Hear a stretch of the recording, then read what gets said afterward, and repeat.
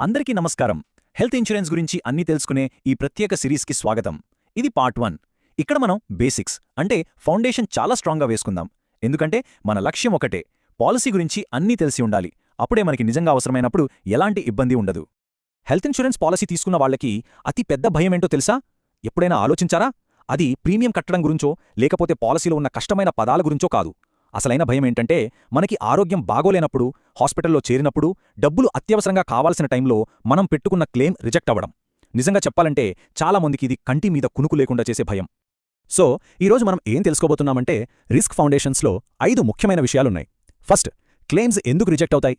తర్వాత, పాలసీ కొనే ముందు తీసుకోవాల్సిన జాగ్రత్తలేంటి. అలాగే ఈ వెయిటింగ్ పీరియడ్స్ అంటే ఏంటో పూర్తిగా అర్థం చేసుకుందాం. ఆ తర్వాత కోపేలు, సబ్లిమిట్స్ గురించి. చివరగా హాస్పిటల్స్ ఇంకా క్లెయిమ్ ప్రాసెస్ ఎలా ఉంటుందో వివరంగా చూద్దాం. సరే, ఇక మొదలు పెట్టేద్దాం. మన ఫస్ట్ సెక్షన్ బహుశా అన్నింటికంటే ముఖ్యమైనది కూడా ఇదే. అదేంటంటే అసలు క్లెయిమ్స్ ఎందుకు రిజెక్ట్ అవుతాయి. ఈ ఒక్క విషయం సరిగ్గా అర్థం చేసుకుంటే చాలు, అది మన చేతిలో ఒక కవచం ఉన్నట్టే. పాలసీ తీసుకున్న వాళ్ళకి ఇదే ఫస్ట్ లైన్ ఆఫ్ డిఫెన్స్ అనమాట. చాలా మందికి షాకింగ్ అనిపించే విషయమేంటో తెలుసా? క్లెయిమ్స్ రిజెక్ట్ అవ్వడానికి నంబర్ 1 రీజన్ పాలసీ కొనేటప్పుడు మనం ఫిల్ చేసే ప్రపోజల్ ఫామ్లో తప్పుడు సమాచారం ఇవ్వడం లేదా కొన్ని విషయాలు చెప్పకపోవడం. ఇక్కడే అసలు ట్విస్ట్ ఉంది. ఇన్సూరెన్స్ కంపెనీలు మనం పాలసీ తీసుకునేటప్పుడు అన్నీ చెక్ చేయవు. ఎప్పుడైతే మనం క్లెయిమ్ చేస్తామో అప్పుడు ప్రతి డీటెయిల్ వెరిఫై చేస్తారు. అందుకే ఫస్ట్ టైమే కరెక్ట్ ఇన్ఫర్మేషన్ ఇవ్వడం చాలా అంటే చాలా ముఖ్యం. మరి సాధారణంగా జనాలు ఏ విషయాలు చెప్పడం మరిచిపోతారు లేదా కావాలనే దాచేస్తుంటారు? చూద్దాం. బీపీ, షుగర్, థైరాయిడ్, ఆస్తమా లాంటివి. అంతేకాదు స్మోకింగ్, డ్రింకింగ్ లాంటి అలవాట్లు. డిప్రెషన్ కోసం ఏవైనా మందులు వాడుతున్నారా? గతంలో సర్జరీలు అయ్యాయా? లేదా ఎప్పటినుంచో మోకాళ్ల నొప్పులు లాంటివి ఉన్నాయా? ఇలా చిన్నగా అనిపించేవి కూడా చెప్పాల్సిందే. నమ్మండి, ప్రతి చిన్న డీటెయిల్ ఇక్కడ చాలా ముఖ్యం. ఈ విషయం మనల్ని ఒక ముఖ్యమైన టెక్నికల్ టర్మ్కి తీసుకొచ్చింది. అదే ప్రీ ఎగ్జిస్టింగ్ డిజీజ్, షార్ట్గా పీఈడీ అంటారు. సింపుల్గా చెప్పాలంటే పాలసీ తీసుకునే ముందే మనకున్న జబ్బులన్నమాట. ఉదాహరణకి డయాబెటీస్, ఆర్థరైటిస్ లేదా హార్ట్ ప్రాబ్లమ్స్ లాంటివి. వీటిని తప్పకుండా డిక్లేర్ చేయాలి. చేయలేదంటే భవిష్యత్తులో క్లెయిమ్ దాదాపుగా రిజెక్ట్ అవ్వడానికి మనమే దారిచ్చినట్టవుతుంది.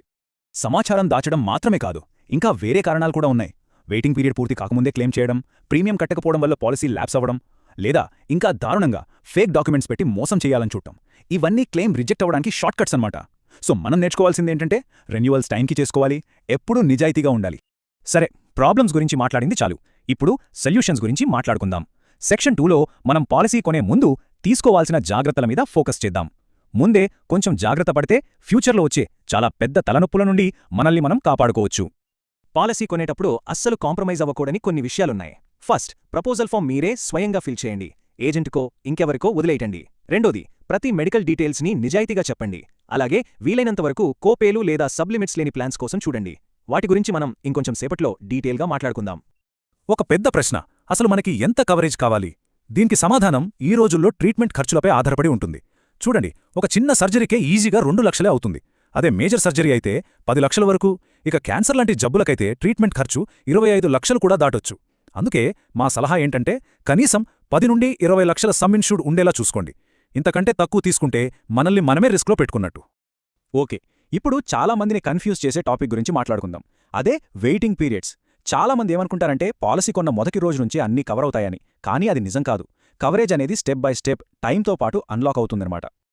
ఈ టైమ్లైన్ చూస్తే మనకొక క్లారిటీ వస్తుంది. డే 1 నుండి యాక్సిడెంట్స్ కవర్ అవుతాయి. అది ఇమ్మీడియట్గా స్టార్ట్ అవుతుంది. ఆ తర్వాత చాలా వరకు జబ్బులకు 30 రోజుల ఇనీషియల్ వెయిటింగ్ పీరియడ్ ఉంటుంది.